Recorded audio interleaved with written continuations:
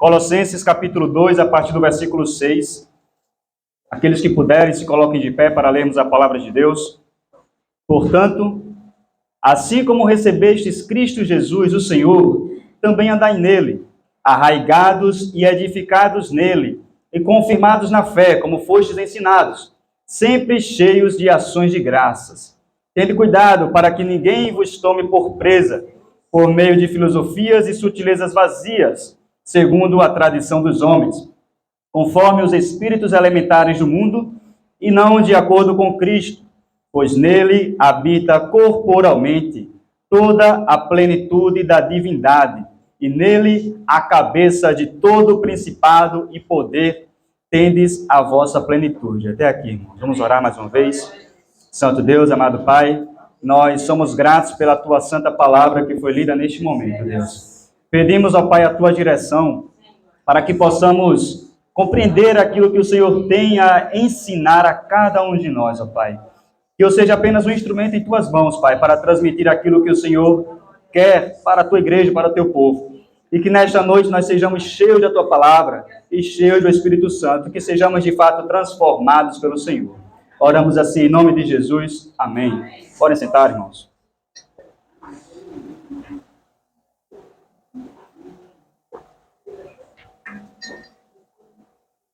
Irmãos, como nós temos aprendido durante esses domingos, Paulo escreve esta carta aos Colossenses para ensiná-los a respeito de quem Cristo é, porque aquela igreja estava sendo seduzida por falsos ensinamentos, por uma heresia, conhecida como a heresia de Colossos, que misturavam vários elementos ali de algumas religiões, como o gnosticismo, que nós já vimos o que é, que exalta a sabedoria acima de tudo, afirmando que nós seremos salvos apenas por uma sabedoria que está oculta e que apenas algumas pequenas pessoas é que têm acesso a essa sabedoria.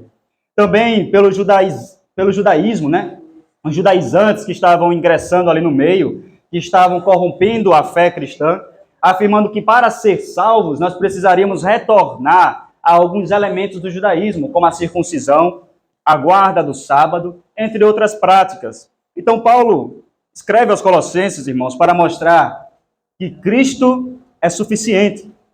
Cristo está acima de todas essas coisas, irmãos. Nós não precisamos de nada para a nossa salvação, além de Cristo. Paulo escreve para isso, irmãos. E o título da mensagem desta noite é Cristo, o centro de nossas vidas.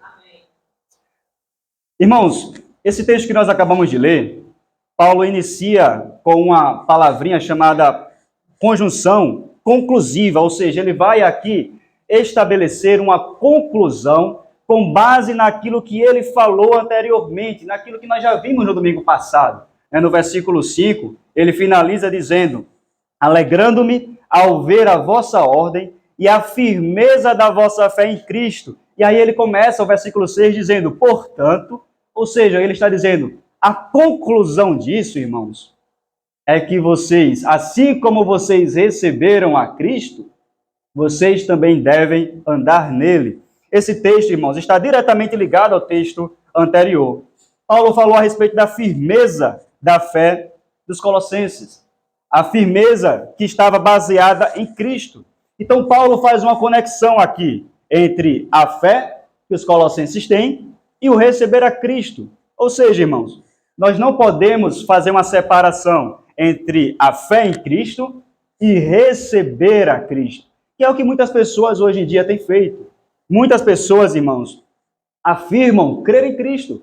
Se você sair por aí fora perguntando para as pessoas quem crê em Cristo, a maioria das pessoas vai dizer que sim, que crê, que acredita em Cristo. Mas poucas pessoas querem, de fato, receber a Cristo como Senhor de suas vidas. Poucas pessoas querem fazer essa entrega de suas vidas ao Senhor.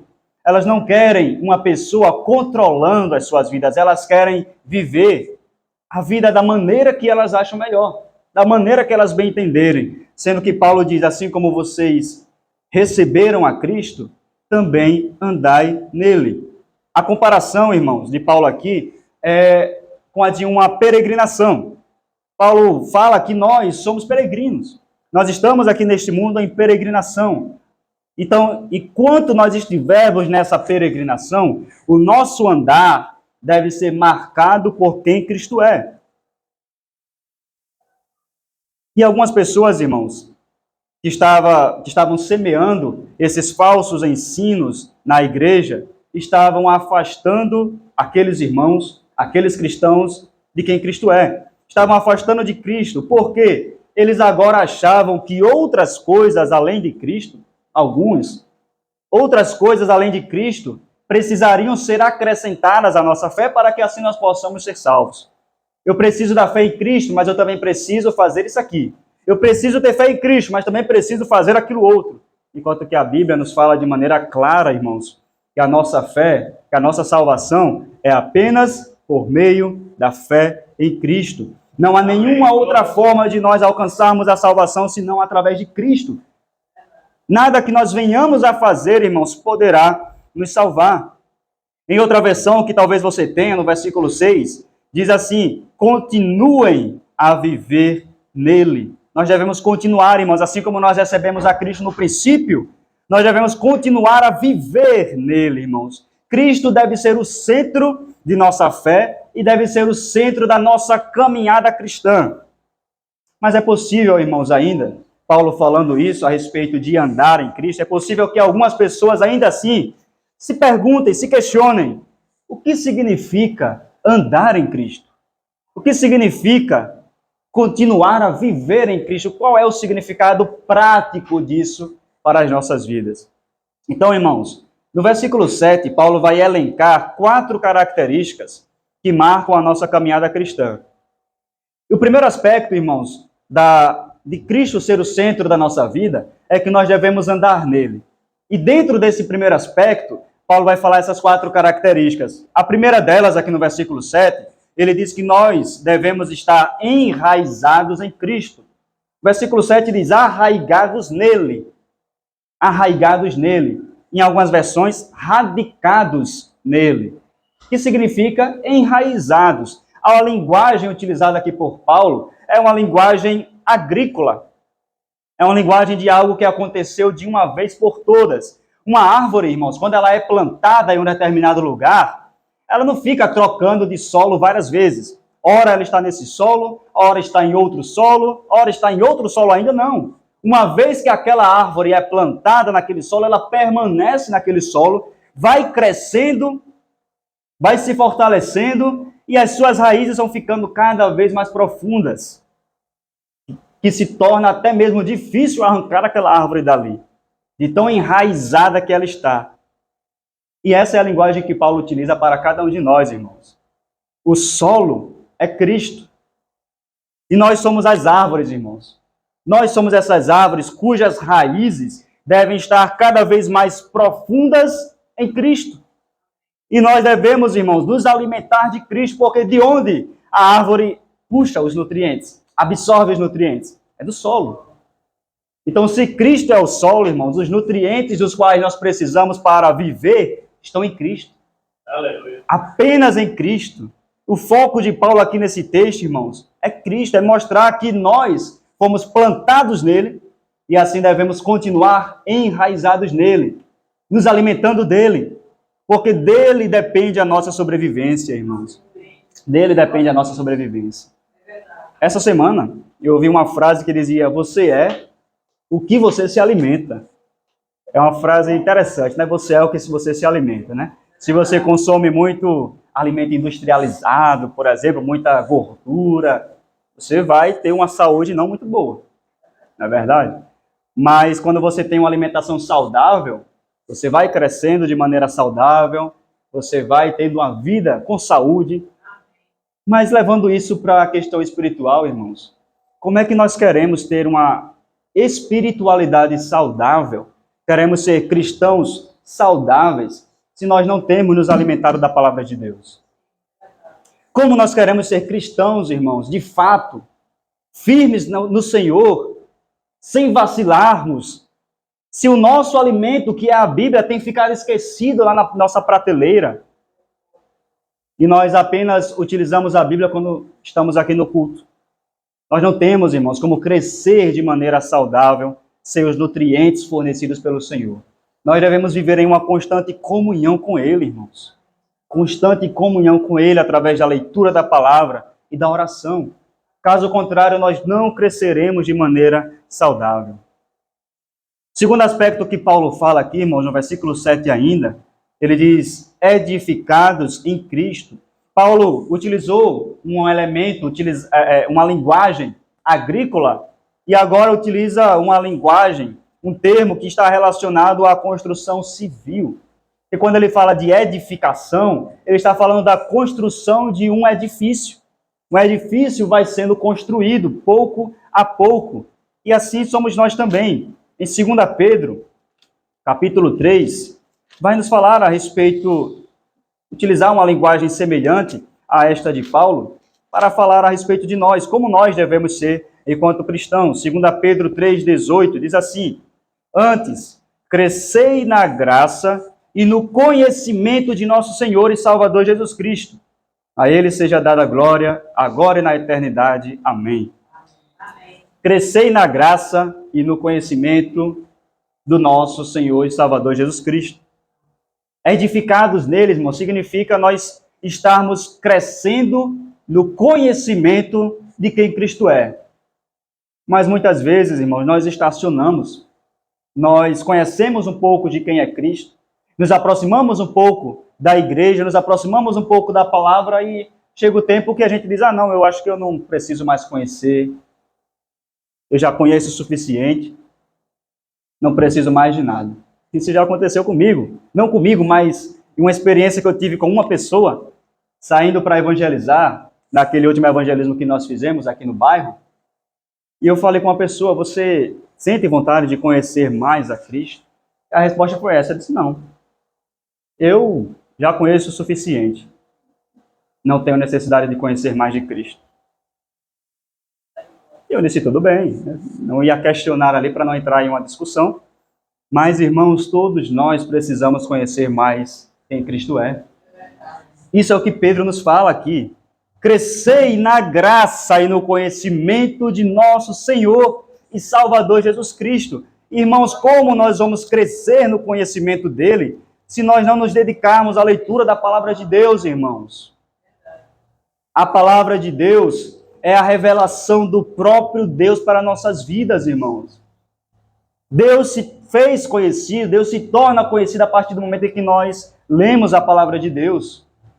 Ela é a revelação de quem Cristo é para as nossas vidas. Então, se nós queremos nos aprofundar no conhecimento de Cristo, devemos nos aprofundar no conhecimento das Escrituras. Voltando para o versículo 7, irmãos, de Colossenses 2 ainda, Paulo prossegue, depois de dizer que nós devemos estar arraigados nele, edificados nele, ele diz que nós devemos ser confirmados na fé, como nós fomos ensinados. Ou seja, devemos estar firmados na fé em Cristo. Por que isso, irmãos? Paulo utiliza isso.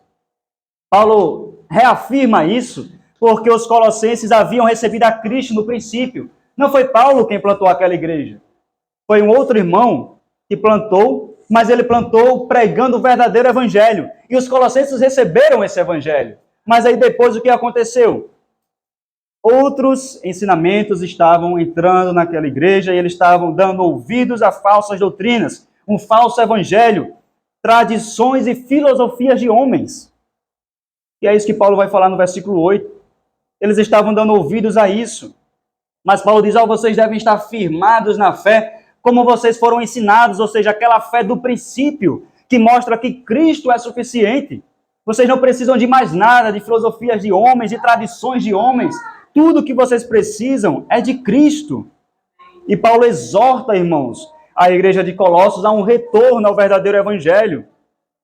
Quando a reforma protestante aconteceu, Martinho Lutero fez isso, irmãos. Ele buscou um retorno ao evangelho. Porque a igreja havia se distanciou e começou a introduzir vários elementos que não estão na palavra de Deus. Várias tradições humanas, vários ensinos de homens. E aí Martinho Lutero lê as Escrituras e percebe que a igreja estava distante. E um dos lemas da reforma é igreja reformada sempre se reformando. O que é que isso significa, irmãos? Que muitas vezes uma igreja pode ser seduzida a abraçar alguns elementos, algumas práticas que não foram ordenados pelo Senhor. Mas o que é que a igreja deve fazer? Se a igreja está em constante reforma, a igreja deve estar sempre olhando para as Escrituras e buscando fazer um retorno para o Evangelho. Nós não devemos nos desviar daquilo que está sendo ensinado na palavra de Deus, irmãos. É a palavra de Deus que vai fortalecer o cristão. E se nós nos desviarmos dela, nós iremos morrer, irmãos, porque nós iremos nos alimentar de outras coisas que não têm nutrientes suficientes para manter a nossa saúde. Então, nós devemos buscar um retorno ao Evangelho. E o quarto aspecto que Paulo fala aqui no versículo 7 é sempre cheios de ações de graças. Ou seja, irmãos, uma marca do verdadeiro cristão é a gratidão. Se você se converteu a Cristo, se você foi salvo, alcançado pelo Senhor, você vai cultivar um coração grato ao Senhor. Embora, irmãos, nós tenhamos momentos de tristeza. Sim, os momentos de tristeza virão. Momento em que muitas vezes ficaremos frustrados com algumas situações, ficaremos desanimados com algumas situações. Mas quando nós buscamos, irmãos, ter um coração grato ao Senhor, por aquilo que Ele fez em nossas vidas, irmãos, essa tristeza vai sendo dissipada, esse desânimo vai saindo de nossos corações. Porque, irmãos, o maior presente, a maior bênção nós recebemos, dinheiro nenhum pode comprar, que foi a salvação, irmãos. Dinheiro nenhum pode comprar a nossa salvação. O sangue de Cristo, como Pedro vai nos dizer também, o sangue de Cristo é mais precioso do que ouro, do que prata, do que qualquer outra coisa que nós possamos encontrar neste mundo. E nós recebemos tudo isso de graça. De graça, irmãos. E por que nós não teríamos um coração grato? Por que nós não teríamos um coração grato, irmãos? Se a maior das bênçãos nós recebemos do Senhor gratuitamente. Coração grato é o que nós devemos ter, irmãos. Ele nos concedeu a Cristo, irmãos. E se nós temos a Cristo, nós temos tudo do que nós precisamos. Tudo que nós precisamos está em Cristo. A minha versão diz assim, sempre cheios de ações de graças. Mas em uma outra versão vai dizer, transbordando de gratidão. O que é transbordar de gratidão? Irmãos, transbordar é quando você enche um copo e não tem mais lugar para o copo vai transbordar, a água vai sair. Olha só a linguagem que Paulo utiliza. É tanta gratidão, irmãos, que você vai transbordar de alegria. Então, embora venha um momento de tristeza, se você tem um coração grato ao Senhor, essa tristeza é dissipada, irmãos. Porque o seu coração é grato pelas bênçãos que o Senhor lhes concedeu. E Efésios, Paulo vai dizer aos Efésios que nós fomos abençoados com toda sorte de bênção nas regiões espirituais. Então, irmãos, nós devemos responder ao Senhor com gratidão, com coração repleto, transbordante de gratidão. O segundo ponto, irmãos, que nós vamos tratar neste texto de hoje, é que nós devemos ter cuidado com os falsos ensinos. Versículo 8, Paulo diz assim, tende cuidado para que ninguém vos tome por presa, por meio de filosofias e sutilezas vazias, segundo a tradição dos homens, conforme os espíritos elementares do mundo, e não de acordo com Cristo. Agora, irmãos, Paulo faz um alerta para os cristãos daquela igreja, e não somente daquela igreja, mas para nós hoje também. Porque, irmãos, a palavra de Deus ela é extremamente atual. Tudo que Paulo combateu lá naquela igreja ainda está em evidência hoje. E parece que hoje em dia está mais forte do que nunca. Tudo isso aqui que Paulo está falando é muito atual, irmãos, para cada um de nós. Nós devemos ter muito cuidado com ensinamentos heréticos que se introduzem no meio da igreja do Senhor. E é por isso, irmãos, que um cristão deve procurar firmar suas raízes, como nós vimos no versículo 7, na palavra de Deus. Porque se você conhece as Escrituras, quando um ensinamento herético vier até você, você não se deixará levar por ventos de doutrina, como Paulo vai falar. Você não vai se deixar levar porque você está bem firmado, enraizado na palavra de Deus. Você conhece a palavra de Deus. Irmão, se você olhar para essas seitas que nós temos hoje por aqui, a maioria dos membros dessas seitas, um dia eles foram cristãos. Um dia eles estavam aqui na igreja. mas eles deram ouvidos a um falso ensino, foram seduzidos por esse ensino e acabaram fazendo parte dessas seitas. Porque muitas vezes a estratégia das seitas é justamente entrar no meio dos cristãos, e quando ele faz isso, pode prestar atenção, talvez você já teve essa experiência. Eles chegam com a Bíblia. Eles chegam com a Bíblia, mostra para você a Bíblia, tem uma palavra bonita para você, e vai mostrando a Bíblia, mas aí depois chega com outro livro que é mais importante do que a Bíblia. Isso, ó, temos a Bíblia aqui, mas também temos esse outro livrinho aqui, ó. Pegue, leia. E aí vai introduzindo falsos ensinos, falsas doutrinas, ensinamentos heréticos que vão contra a palavra de Deus e que tiram Cristo do centro, mostrando que não precisamos de Cristo, mas precisamos cumprir vários outros rituais, precisamos de vários outros artifícios para alcançar a nossa salvação. Tudo isso, irmãos, porque essas pessoas não estavam firmadas na palavra de Deus, não estavam enraizadas na palavra de Deus. E hoje, irmãos, nós enxergamos muitas filosofias humanas entrando no meio da igreja. Eu citei aqui as seitas de maneira mais clara, mas às vezes esses falsos ensinos não estão assim muito claros. Eles estão sendo introduzidos na igreja, uma igreja cristã, mas que pouco a pouco vem introduzindo ensinamentos heréticos.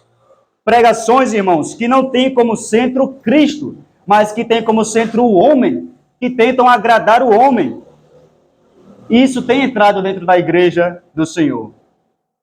Tem um certo pregador famoso em nossos dias que ele falou o seguinte: do coração de Jesus, você é o centro. E a igreja, aleluia, glória a Deus, amém, que palavra bonita, que coisa linda, chorando. Do coração de Jesus, você é o centro. Olha só, irmãos. Olha só o que a igreja tem dado ouvidos. É um pregador famoso, que tem rodado o Brasil e o mundo pregando isso. Já esteve em programas televisivos pregando essa mensagem humana, uma mensagem antropocêntrica que coloca o homem no centro de todas as coisas e que tira Cristo do centro. Quando o que nós vemos aqui, irmãos, é que Cristo deve ser o centro de nossas vidas. É Cristo quem deve estar no centro de nossos corações, irmãos. É Cristo quem deve estar no centro de sua vida. Nós é que devemos fazer a vontade de Deus, não Ele que existe para fazer e satisfazer as nossas vontades, irmãos. Nós existimos para o louvor e para a glória dEle. Outro famoso pastor recentemente disse que nós seremos deuses, com essas palavras, nós seremos deuses. E esse ensinamento tem sido acatado por muitas pessoas. E enquanto ele pregava isso, eu vi as expressões das pessoas olhando para aquela mensagem e sentindo aquela massagem no seu ego, no seu coração, gostando daquela mensagem. Por quê, irmãos? É uma mensagem bonita. Olha só, você vai ser um Deus. Olha só que mensagem bonita, que acaricia nosso ego, que não confronta você, que não fala a respeito do pecado, que você deve se arrepender. É uma mensagem bonita, mas que vai levar você para o inferno.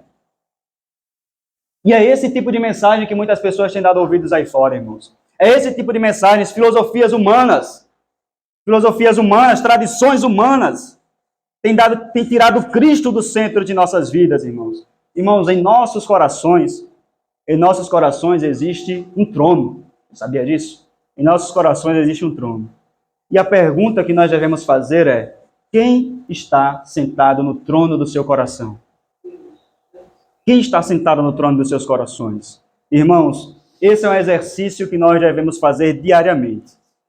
Tirar o nosso próprio eu do trono, nos levantarmos do trono dos nossos corações para deixar que Cristo ocupe o centro, para deixar que Ele governe as nossas vidas. E essa, irmãos, é uma tarefa difícil, porque nós devemos quebrar o nosso orgulho. Nós somos, por natureza, orgulhosos. Nós queremos fazer a nossa própria vontade. Nós não queremos que ninguém dite as regras para nós. E é por isso, irmãos, que é uma tarefa difícil, todos os dias, nos levantarmos dos tronos de nossos corações e deixar que Cristo reine em nossas vidas, irmãos. Isso requer renúncia, requer que nós neguemos a nós mesmos, requer que nós tiremos o controle de nossas vidas, deixemos o controle de nossas vidas e passemos o controle para as mãos de Deus. E Ele vai reinar, irmãos, em nossas vidas.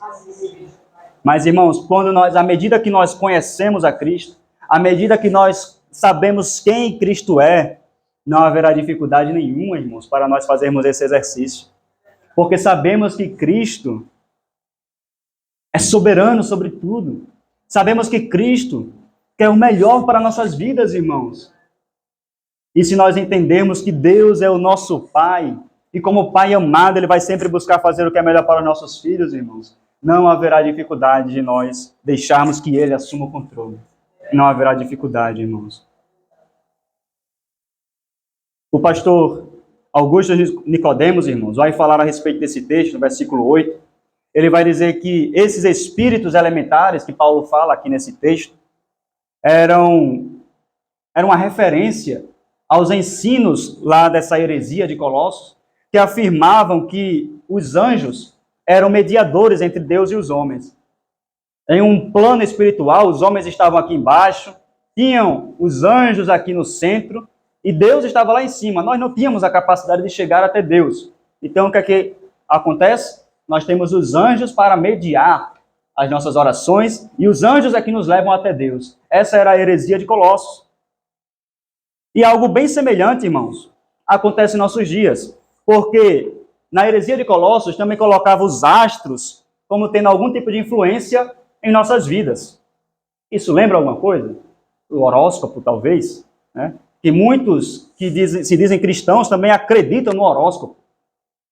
Às vezes eu vejo a biografia de algumas pessoas lá no Instagram, está lá, cristã do signo de Libras. Como assim? Você crê que Deus está cuidando de tudo, mas crê que o horóscopo é que está controlando a sua vida. E nós precisamos decidir. Depois que lê o horóscopo, né? Para saber que cor usar, para saber o que vai fazer. Então, irmãos, não existe nada entre nós e Deus. Cristo é o mediador, irmãos. Cristo é o mediador.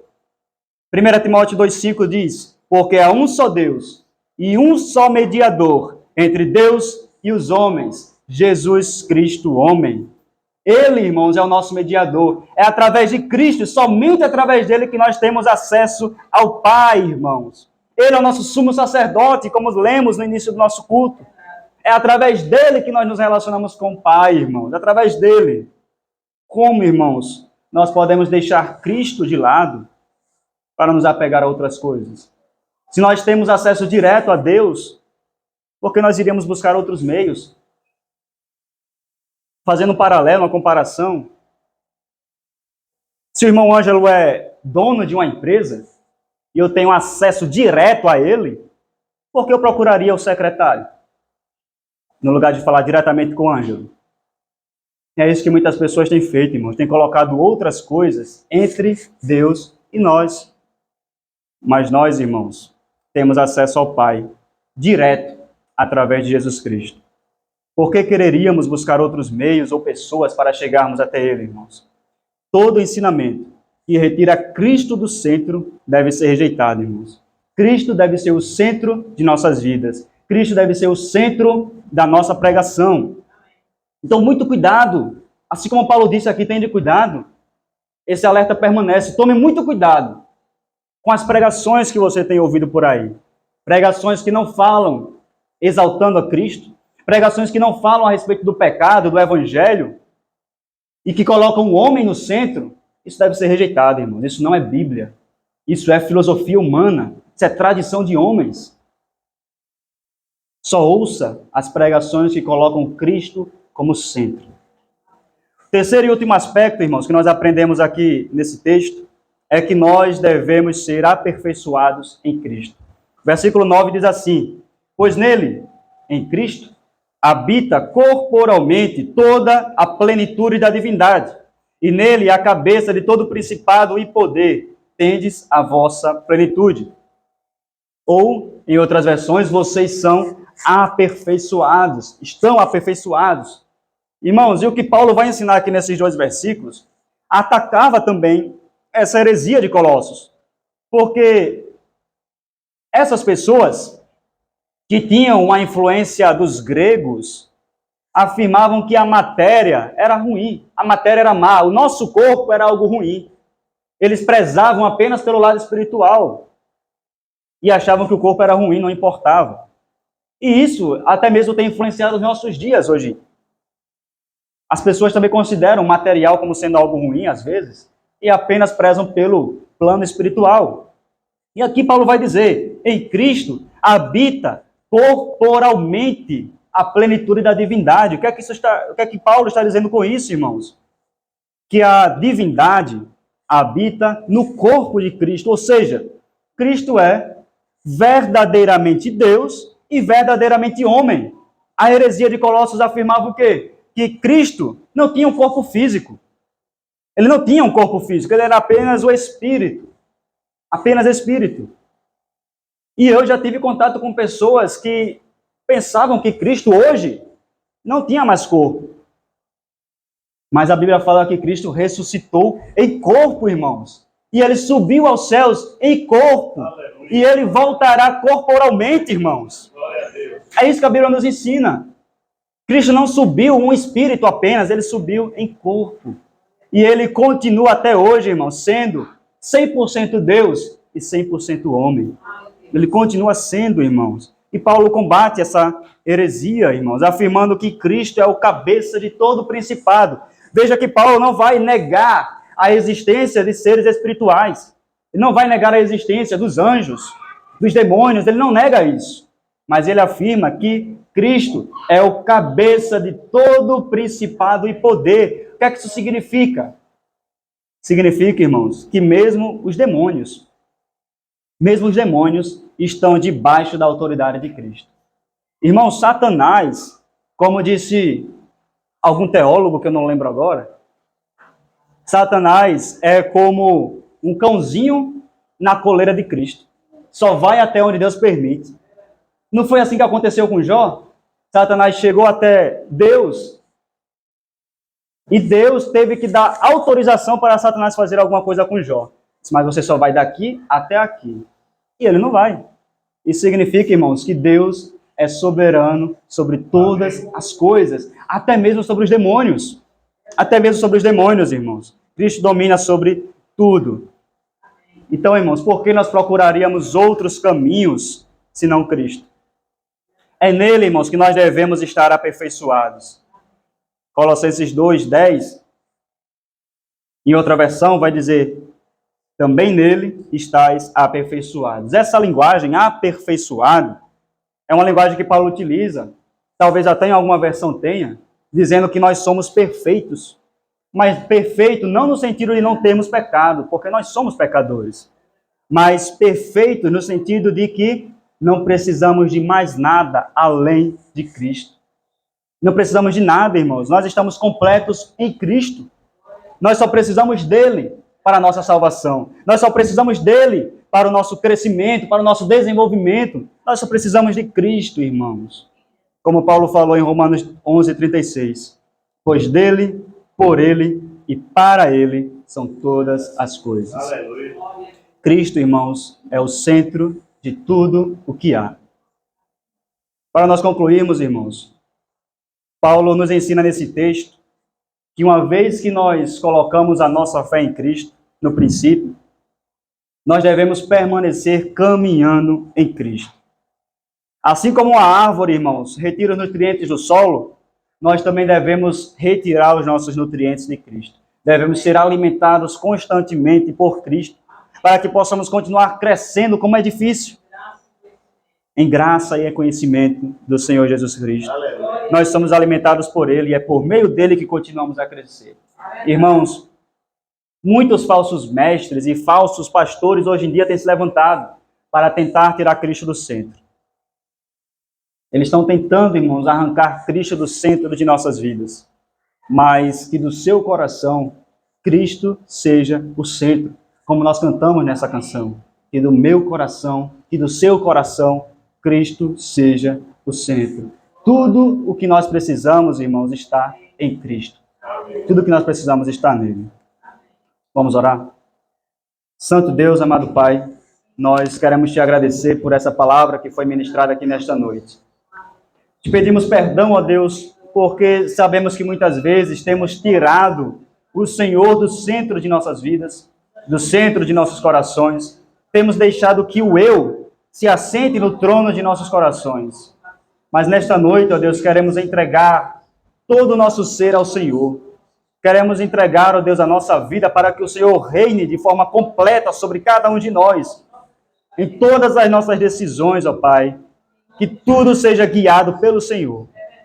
Que o Senhor seja o centro, Pai, de nossas vidas. Que o Senhor seja o centro desta igreja. Que o Senhor seja o centro de nossas pregações, ó Pai.